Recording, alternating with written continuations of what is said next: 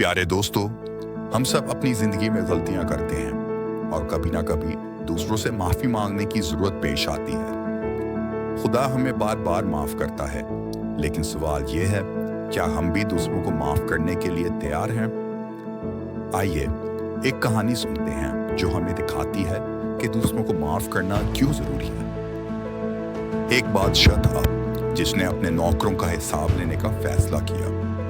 उसके सामने एक खादिम लाया गया जिस पर बहुत बड़ी रकम का कर्ज था, इतना ज्यादा कि वो अपनी सारी जिंदगी भी काम करता तो अदा ना कर सकता। बादशाह ने हुक्म दिया, इसे बेच दो, इसकी बीवी, बच्चे और सब कुछ भी फरोख्त कर दिया जाए ताकि कर्ज कुछ वापस मिल सके। ये सुनकर खादिम बादशाह के कदमों में गिर गया और रोते हुए कहा, आए मेरे आका, मुझ पर रहम कर, मुझे वक्त दे, मैं सब वापस कर दूंगा। बादशाह का दिल नरम हो गया। उसने ना सिर्फ वक्त दिया बल्कि सारा कर्ज माफ कर दिया। खादिम खुशी खुशी बाहर निकला, लेकिन जैसे ही वो बाहर आया उसने एक और नौकर को पकड़ा जिस पर उसका मामूली सा कर्ज था। उसने उसे पकड़कर कहा, मेरा कर्ज वापस करो अभी। दूसरा नौकर गिड़गिड़ाते हुए बोला, मुझ पर रहम कर, मुझे वक्त दे, मैं वापस कर दूंगा।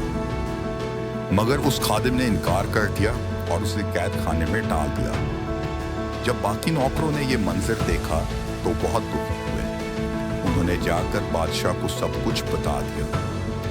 बादशाह ने उस खादिम को बुलाया और गुस्से से कहा, आए बदकार नौकर, मैंने तेरा सारा कर्ज माफ किया क्योंकि तूने मुझसे दरख्वास्त की थी। क्या तुझे भी अपने साथी पर रहम नहीं करना चाहिए था?